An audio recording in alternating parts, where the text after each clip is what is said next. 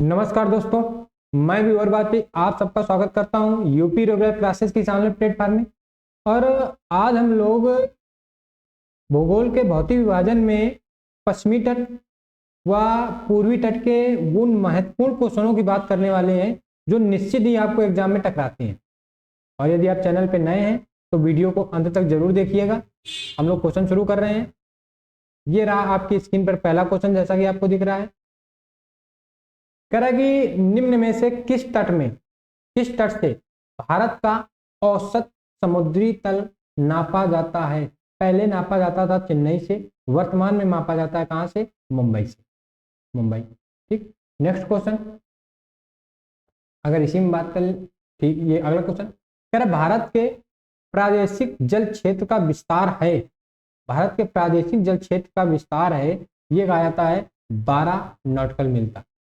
अगला क्वेश्चन, भारत की तट रेखा की कुल लंबाई लगभग है, तो भारत की तट रेखा की कुल लंबाई लगभग है 7500, लगभग 7500 द्वीपों सहित। नेक्स्ट क्वेश्चन,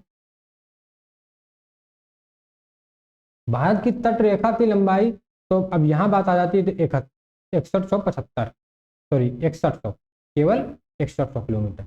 नेक्स्ट क्वेश्चन, इसमें द्वीप नहीं शामिल है। जो पहला वो वाला क्वेश्चन था उसमें द्वीपों सहित की बात थी और इसमें द्वीपों की बात नहीं कर रहा है। नेक्स्ट क्वेश्चन, भारत के निम्नलिखित राज्यों में से किसकी तट रेखा सबसे लंबी है? तो सबसे लंबी तट रेखा वाला राज्य गुजरात है। सबसे लंबी तट रेखा वाला राज्य गुजरात है। ठीक। अगला क्वेश्चन, इन क्वेश्चनों की चर्चा के बाद हम उन एक डायग्राम से, एक फिगर से भी हम चर्चा थोड़ा सा करेंगे बाद में, ये 20 क्वेश्चनों के बाद। कह रहा भारत के तटीय राज्य आप देख सकते हो, ये यहाँ गुजरात से शुरू हुआ, ये गुजरात से शुरू होता है। गुजरात, महाराष्ट्र, गोवा, कर्नाटक, केरल, तमिलनाडु, आंध्र प्रदेश, उड़ीसा और ये पश्चिम बंगाल। कितने हो गए? 9। कितने हो गए? 9। 1 2 3 4 5, यानी पश्चिमी तट पे कितने हैं? 5। पूर्वी तट पे कितने? पश्चिम बंगाल, उड़ीसा, आंध्र प्रदेश, तमिलनाडु। कितने? 4।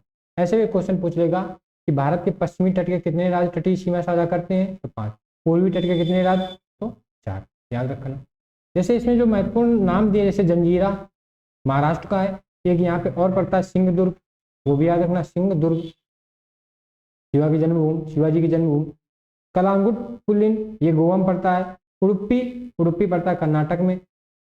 कन्याकुमारी, कन्याकुमारी तमिलनाडु में पड़ता है। फिर कह रहा है कि ओसेविले, ओसेविले ये कहाँ पड़ता है? तमिलनाडु में। तूतीकोरन बंदरगाह है, कहाँ पड़ता है? तमिलनाडु में पड़ता है। मरीना बीच तमिलनाडु में पड़ रहा है। पन्नौर आंध्र प्रदेश में पड़ रहा है, पन्नौर।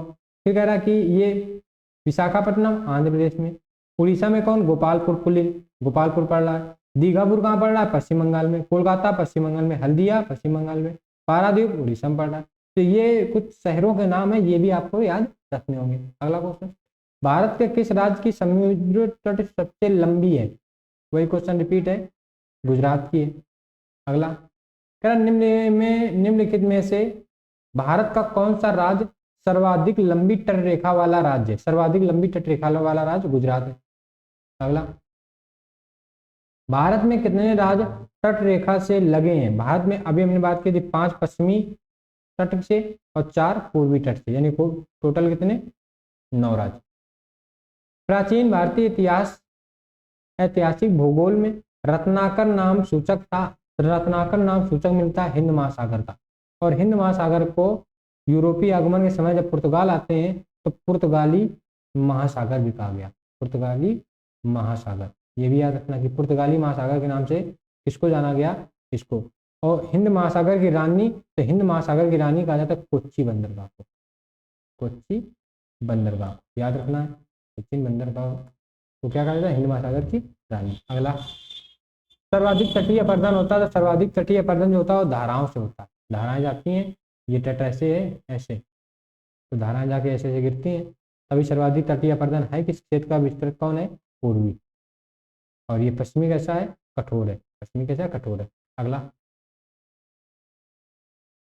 क्या कि देखो भाई, कुछ महत्वपूर्ण स्थल होते हैं, शहर होते हैं, उनका क्रम पूछ रहा है। तो देखो भाई, जंजीरा महाराष्ट्र में, हम पिछले उसमें बात की थी मैप में। सिंगदुर्ग भी महाराष्ट्र में है, सिंगदुर्ग महाराष्ट्र में। कन्नूर ये कर्नाटक में है, कर्नाटक में। और नागरकोल ये तमिलनाडु में है, तमिलनाडु में। तो ये मिला दो, तो पहले जंजीरा आता है, फिर सिंगदुर्ग आता है, फिर कर्नाटक, और फिर आएगा तमिलनाडु। 1 4 2 3 यानी डी नंबर। ये शहर याद रखने हैं, क्रम पूछता है। आपको यत्र तत्र कुछ अनोखे डेनमार्क वासी मिल जाएंगे, परंतु उसका कारण यह है कि डेनमार्क की चौकी हुआ करती थी। यह अनूठा नगर, उसका दुर्ग और उसकी सुंदर गिरजाघर, नया जेरूसलम, सोनी सड़कें और उजड़ तड़ाक सब मिलकर अद्भुत रत्न बन जाते हैं। इस उक्त से वर्णित स्थान कौन सा है? तो इससे वर्णित स्थान है तमिलनाडु का तट, तमिलनाडु का तट। और कहा जाता है कि 1885 में डेनमार्क वासियों ने अंग्रेजों को ये बस्ती बेच दी थी। ठीक, जब आप आधुनिक भारत पढ़ते हो तो उसमें इसका उल्लेख मिलता है। अगला क्वेश्चन, भारतवर्ष के निम्न शहरों पर विचार करके तथा नीचे दिए गए कूट से ज्ञात करें कि इनमें से कौन सा पश्चिमी तट पर अवस्थित है। पश्चिमी तट पर कौन सा अवस्थित है? तो देखो भाई, जंजीरा महाराष्ट्र में है, उडुपी कर्नाटक में है, और ये है ओरोविले तमिलनाडु में है, तूतीकोरन तमिलनाडु में। तो पश्चिमी तट में कौन? महाराष्ट्र और कर्नाटक आते हैं, तो पहला और दूसरा ए नंबर सही हो जाएगा। अगला क्वेश्चन, फिर वही शहर कुछ आ गए, शहरों का मिलान करना है। मरीना बीच अभी आपने देखा है, कहाँ है? तमिलनाडु में। कलागुंड कहाँ है? ये कलागुंड है गोवा में, गोवा में। ठीक, कलागुंड है गोवा में। सी का चौथा हो जाएगा, डी का पहला हो जाएगा। और दीघा, गोपालपुर, गोपालपुर पड़ता है उड़ीसा में, और दीघा पड़ता है अपना पश्चिम बंगाल में। मिला तो पहले का दूसरा, पहले का दूसरा, ये तीसरा, चौथा ये, यानी बी नंबर सही है। अगला क्वेश्चन, तमिलनाडु व आंध्र प्रदेश के तट का नाम क्या है? ऐसे तट कटता है ये यहाँ पे तमिलनाडु और ये आंध्र प्रदेश। ये तट कहलाता है कोरोमंडल, कोरोमंडल। कौन सा तट है? कोरोमंडल। अगला, तमिलनाडु का समुद्र तट कहलाता है, तमिलनाडु का समुद्र तट कहलाता है कोरोमंडल। ठीक, कोंकण तट गोवा और महाराष्ट्र के मध्य का तट कोंकण तट कहलाता है। मालाबार केरल वाला तट मालाबार तट कहलाता है। सरकार तट उड़ीसा उत्तरी सागर का तट सरकार तट कहलाता है। तो इसका आंसर हो जाएगा डी नंबर। नेक्स्ट क्वेश्चन, कह रहा भारत के निम्नलिखित तटों में से कौन कृष्णा डेल्टा एवं, कृष्णा डेल्टा यानी आंध्र प्रदेश के क्षेत्र की बात कर रहा है, और कह रहा है कि कृष्णा डेल्टा एवं केप कुमोरिन यानी ये कन्याकुमारी बात कर रहा है। तो यहाँ तक कौन विस्तृत है?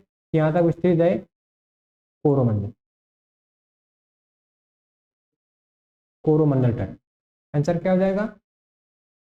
ए नंबर। अगला क्वेश्चन, क्या निम्नलिखित में से किसे केप कुमारी के नाम से जाना जाता है? तो केप कुमारी के नाम से जाता है कन्याकुमारी को। अगला क्वेश्चन, कह रहा भारत के पश्चिमी तटीय मैदान के उत्तरी भाग को जिस अन्य नाम से जाना जाता है वो है, तो देखो उत्तरी भाग को ये वाला तट कहलाता है सौराष्ट्र तट, गुजरात का तट।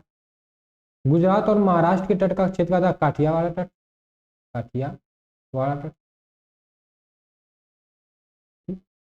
फिर इसके बाद ये नीचे वाला महाराष्ट्र से और गोवा तक का तट कहलाता है कोंकण तट।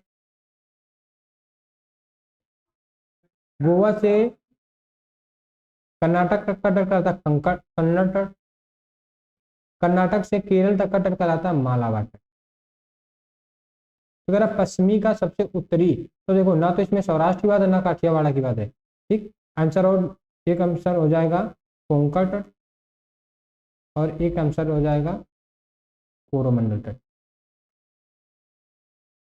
ठीक, तो सबसे उत्तरी में कौन सा आ जाएगा? तो कोंकण, गोवा और महाराष्ट्र के तट वाला क्षेत्र कहा जाता है कोंकण, यानी इसका आंसर कोंकण हो जाएगा। आप राइट नोट करोगे। यहाँ तक अपने 20 क्वेश्चन कंप्लीट होते हैं। आपको अगर तटों से संबंधित क्वेश्चन मिलेंगे तो निश्चित ही इन्हीं में से कोई ना कोई एक क्वेश्चन टकराएगा। और वनडे एग्जाम में आपको जैसा कि पता होगा क्वेश्चन रिपीट होता है, ज़्यादातर रिलेटेड भी होता है लेकिन क्वेश्चन रिपीट भी होता है। चलो हम लोग मिलते हैं नेक्स्ट क्लास पे किसी ऐसे ही महत्वपूर्ण टॉपिक के साथ। तब तक आप अपनी तैयारी को अच्छे से करते रहिए, मस्त रहिए, तंदुरुस्त रहिए, आह्लादित रहिए। मिलते हैं अगली क्लास पे, तब तक के लिए नमस्कार, जय हिंद।